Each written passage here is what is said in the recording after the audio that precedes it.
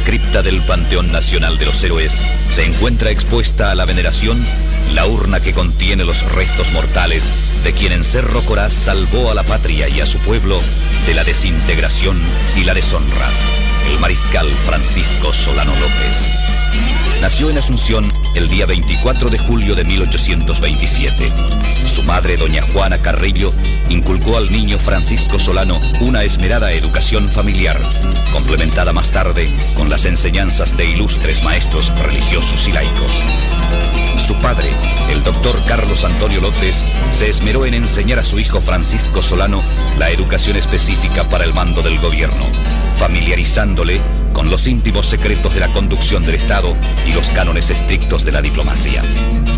Fue en el desempeño de la vida militar donde se manifestaron sus dotes de estratega y su enardecido patriotismo.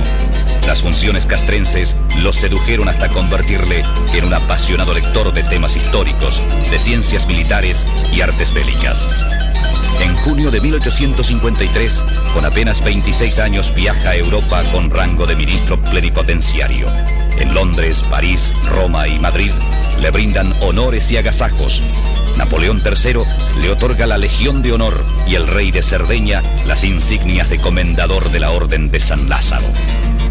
En la estación parisina de Saint-Mazaire contempla a la gentil dama Madame Lynch, quien, desde ese día, rige la existencia apasionante del general Francisco Solano López. Durante el fructífero gobierno de Don Carlos, Paraguay se ubicó entre los países más adelantados y progresistas del continente americano. Dio atención especial a la cultura con la inauguración de la primera imprenta y unió pueblos con el tendido de una importante red férrea que posibilitó la comunicación y el desarrollo.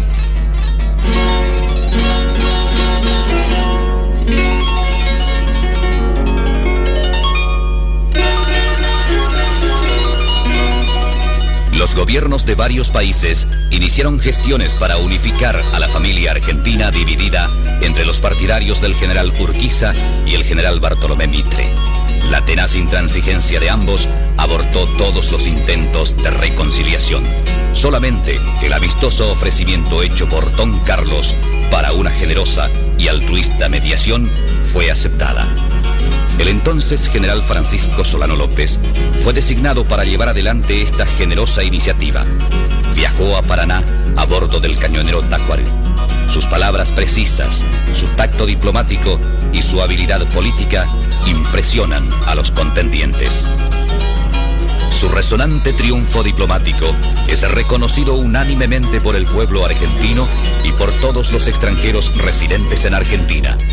Un álbum de firmas de las más encumbradas y prestigiosas personalidades es el más elocuente recuerdo de aquellas jornadas, cuando tras laboriosas gestiones culmina en la mesa de negociaciones su brillante actuación con la firma del Tratado de San José de Flores, el 10 de noviembre de 1859.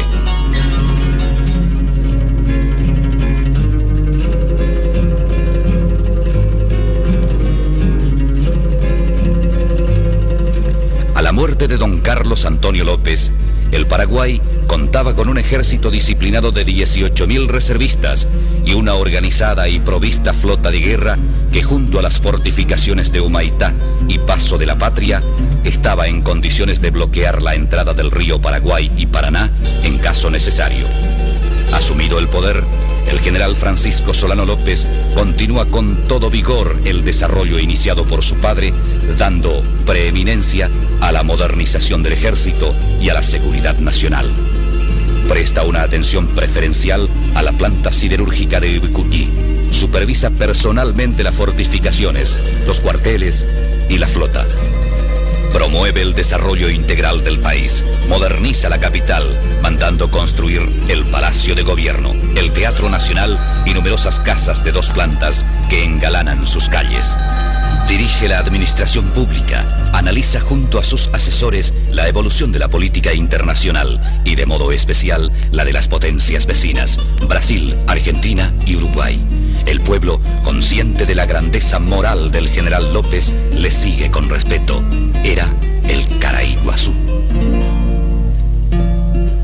El El presidente Carlos Antonio López, así como su hijo y sucesor en el gobierno, hicieron lo posible para mantener el equilibrio político entre los países del Plata. La geografía política regional fluctuaba a merced de los vaivenes políticos y de las alianzas coyunturales. Brasil ansiaba anexionarse a Uruguay. Para neutralizar este peligro latente, las repúblicas del Paraguay y Uruguay firmaron un tratado de defensa mutua que les comprometía a defenderse en caso de agresión extranjera.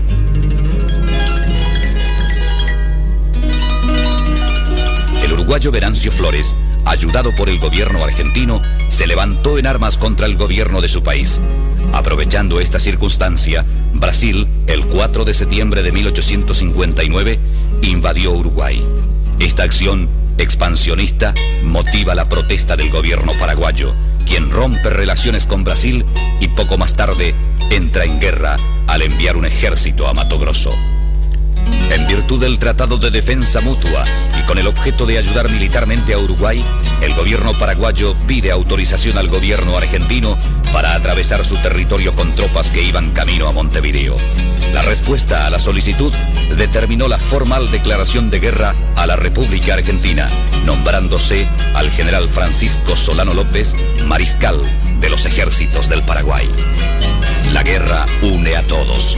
El pueblo se nuclea junto al mariscal Francisco Solano, y uno de los tantos gestos de desprendimiento y amor a la patria queda testimoniado en un álbum donde las hijas de la patria hacen llegar al mariscal la donación de joyas y alhajas. La firma que encabeza la lista es la de doña Juana Pabla Carrillo de López. Declarada la guerra, una semana después, Argentina, Uruguay y Brasil firman el tratado secreto de la Triple Alianza que constituyó el instrumento de tragedia para el Paraguay, aislado por las naciones vecinas. El 8 de junio de 1865, el mariscal López decide establecerse en Humaitá, centro de las futuras operaciones. Unos días antes, había dirigido al pueblo una proclama en la que manifestó su decisión de acudir personalmente a la guerra, pues el deber de soldado me llama. Fue la rúbrica de su patriotismo, y Humaitá fue testigo y queda como testimonio entre tantos del coraje y el amor a la patria. Los dos ejércitos ya están en pie de guerra. El Paraguay con 25.000 hombres, mientras que los ejércitos aliados suman 45.000, a los que se añade el bloqueo de los ríos Paraguay y Paraná, llevado a cabo por la flota brasilera.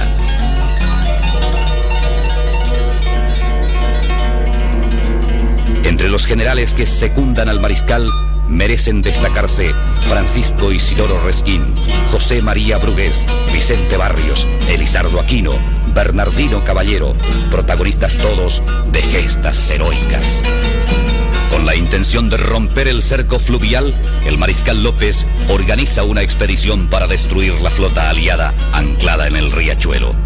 Luego de encarnizada lucha desiste y se repliega a Humaitá por el Chaco, infligiendo cuantiosos daños al enemigo.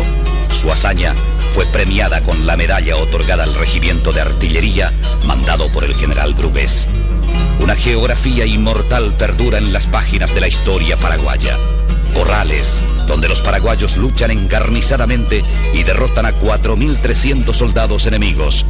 Estero Bellaco, donde el general Díaz, con solo 3.800 hombres, derrota a las tropas orientales compuestas por 7.000 hombres. Hitos de sacrificio generoso de un pueblo valiente. Yataí-Ticorá, Sauce, Boquerón. Tras la batalla de Tuyutí, los ejércitos aliados deben permanecer más de un año inactivos. El pueblo guaraní había dañado su moral más de lo que esperaban los mandos. Es que su lucha estaba motivada por la defensa del honor y la dignidad, la soberanía y la independencia de la patria. En la mañana del 12 de septiembre de 1866, frente a sus respectivas avanzadas en el paso de Yataí-Ticorá, se produce el histórico encuentro entre el jefe de los ejércitos aliados, general Bartolomé Mitre, y el mariscal Francisco Solano López.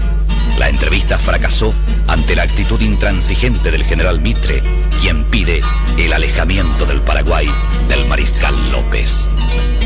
Frente a lo cual responde el mariscal: Si es así, moriré con mi pueblo, porque eso me lo impondrán sobre mi última trinchera en los confines del Paraguay.